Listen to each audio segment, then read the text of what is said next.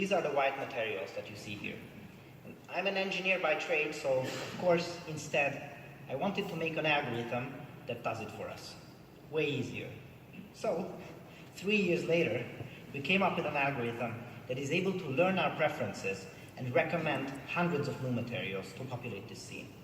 We'll see how it works in a moment, but first, let's have a look at a few already existing solutions for this. With this solution, we can take 2 photographs of a material we have physical access to, one with flash and one without, to make sure that we have enough information to reconstruct the diffuse and specular components of this material. A remarkable follow-up work introduces a neural network-based solution that accomplishes the same but requires only 1 photograph. And in this project, we are looking to perform mass-scale material synthesis, which means that with both of these techniques, we would need to gain access to hundreds of different materials.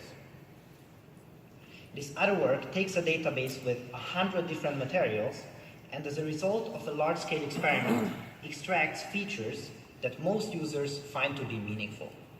This is highly useful, especially for novices without extensive experience with material modeling. And in our project, we are looking for something that is able to learn our preferences and provide us many high-quality recommendations which we can use to perform mass-scale material synthesis. So let's see how our solution works. What you see here is a principled shader. This principled shader is a combination of many possible material models, and each parameter configuration corresponds to one material. With this, we can achieve a wide variety of possible appearances. However, this requires significant expertise, and each time we change something, we have to wait until a new image is rendered. This is very time-consuming, especially if we want to do it on a mass scale. So we thought there had to be a better way. The final goal would be to present the user with a randomly generated gallery where each image gets a score. What you see here is the output of this process. Let's say that we really don't like the materials on the left side, so they get assigned a score of 0, and we love the ones on the right, so they get a score of 9. And some scores that are in between have been omitted from this image. And now, what we are looking for is a technique that recommends new materials that are in line with our preferences, shown here. In short, the input is one configuration of this high-dimensional principled shader, one material, and the output is a prediction as to how the user would like it. And with the recent ascendancy of neural network-based learning algorithms, one would feel inclined to immediately throw a neural network at this problem. However, remember that we were looking at a relatively small gallery with only a handful training samples. And training a neural network would require orders of magnitude more samples, and we cannot ask the user to provide us 500,000 scores. Instead, we chose to use Gaussian process regression. This is a kernel-based Bayesian regression technique, and as you see here, the red function is trying to reconstruct the blue dashed lines as we add more training samples.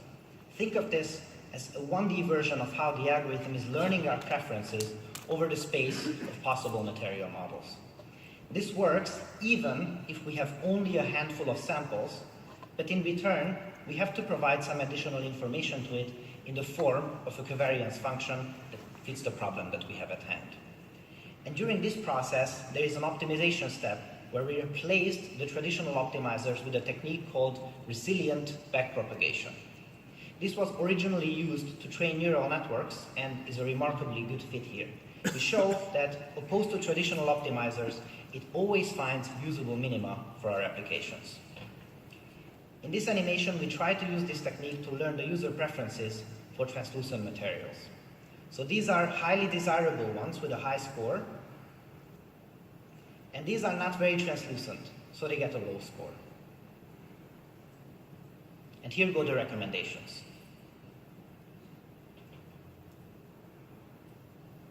As you see here, we can generate hundreds of them.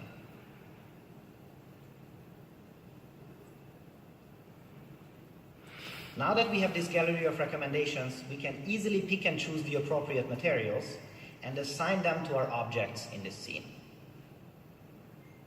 And to evaluate the quality of the learning, we use the Jensen-Shannon divergence, which is a metric that measures how dissimilar two distributions are. And one distribution will be the true user preferences, and the other one is the learned version of this distribution. And our hope is that this decays rapidly as we add, at most, a few hundred training samples. This turned out to be true, and not only that, but you see above with blue that the execution timings are also quite favorable. We only need a few seconds for really high quality learning. As an additional advantage, we can also control the amount of variety in these recommendations. This is accomplished through rejection sampling, and the details of this process are discussed in the paper. So, we are currently here. Now we can take a parameterization of this high-dimensional principled shader, one material, and predict how the user would like it. But we still have a long way to go. Why is that? Please remember this gallery of recommendations after the user scores have been learned.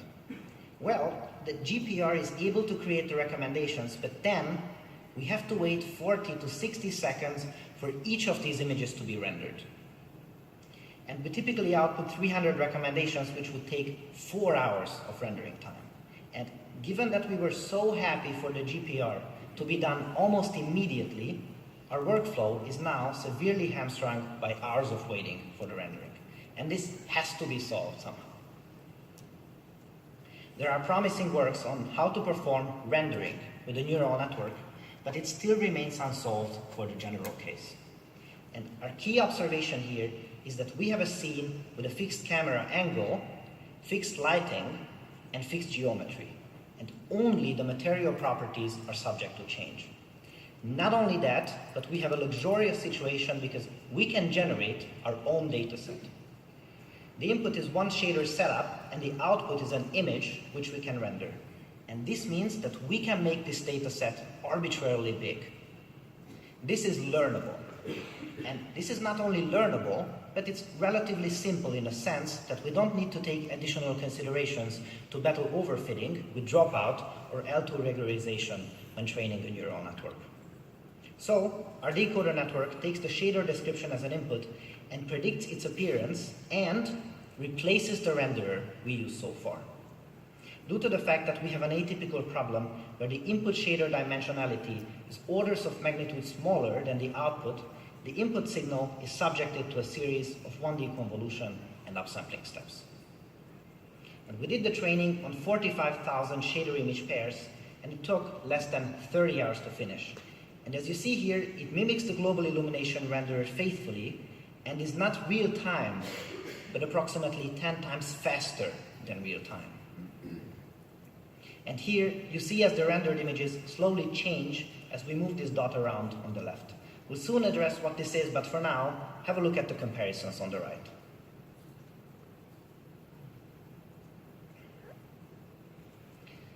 We now have near instant learning, recommendations, and instant neural rendering. However, we have found that even though we like most of the recommendations, sometimes we get a material that is almost perfect, but we would like to fine-tune it. And this is an issue because we would have to engage in direct interaction with the shader. And remember, this shader is designed to be expressive, but not intuitive. And we are using learning to make up for the lack of its usability. And this means that we really don't want to touch it by hand.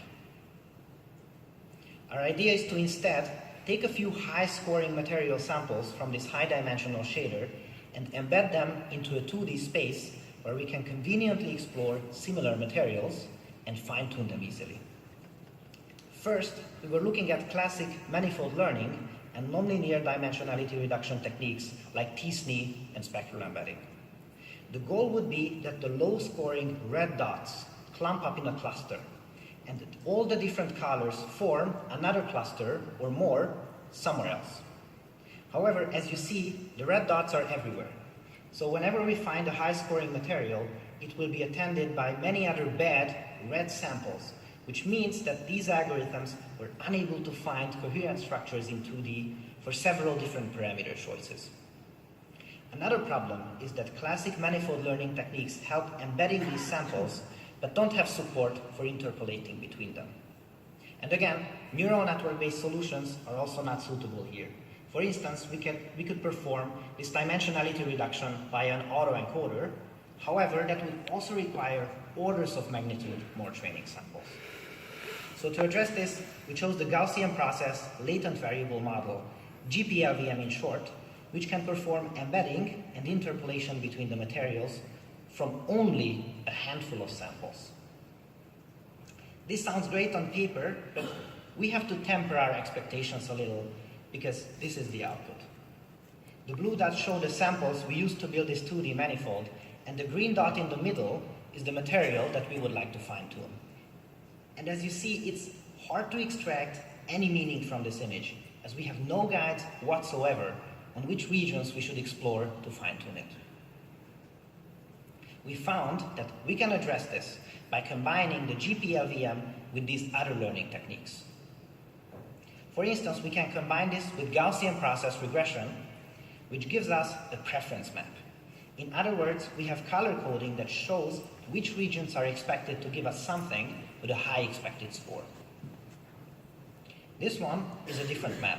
If we combine the GPLVM with our neural renderer, since it is very fast, we can make a prediction for each point of this latent space and create one more color coding that tells us where the similar materials are. Now, putting it all together, we can create a combined map that tells us which regions we should explore if we are looking for similar and high-scoring materials. This is exactly what we are looking for. For the first sight, this may not be obvious, but it opens up a new kind of workflow for variant generation. Let's say that we populated this scene with materials, but we are unhappy with the grapes and would like to make this material less vivid. We can now go to our color-coded latent space and explore our options in real time in a matter of seconds. And this is what we get as a result.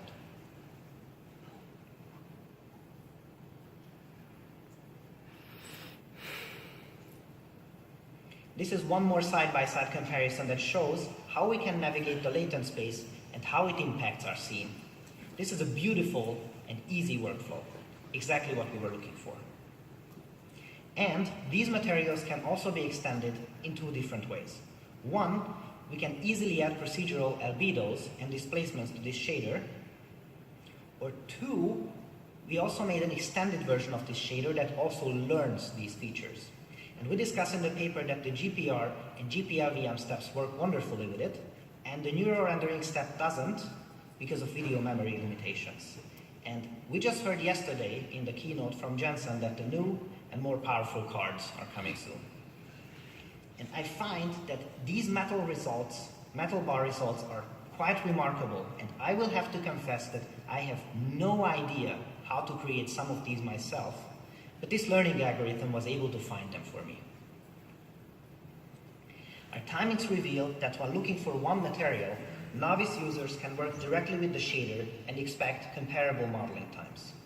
However, in this case, our technique doesn't require any expertise. And as you see here, this scenario is clearly not for the experts. However, when looking for 10 or 100 different materials, our method offers really amazing scaling. It's almost invariant to the number of sought materials and can result in a workflow that's more than 10 times quicker, even for experts. In summary, our workflow is the following. Step number 1, take a gallery of images and assign scores to them. Step 2, give these scores to the GPR to learn our preferences and recommend new materials. Step 3, render the recommendations using the neural renderer to be able to see what they look like in real time. At this point, optionally, if one material is only close to what we need, fine-tune this material in our latent space. And step 4, these recommended materials can now be assigned to each object in the scene, and we proceed to render this final scene offline. With this, we are now able to populate our scene with hundreds of materials with this new learning-based technique and create a beautiful planet with rich vegetation. The whole process takes only a few minutes and does not require any material modeling expertise and is useful for both novice and expert users alike.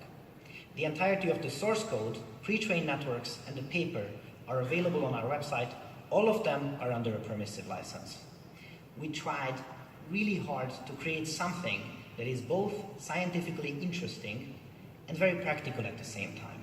And we urge you to pick this up and build something really amazing on top of it. I would like to send a big thank you to Peter Wonka and Michael Wimmer for their super high quality supervision. It was as good as supervision can get. And for the longest time, it has been my dream to be able to come here and present to you at SIGGRAPH. And I'm so grateful for this opportunity to make it happen. Thank you.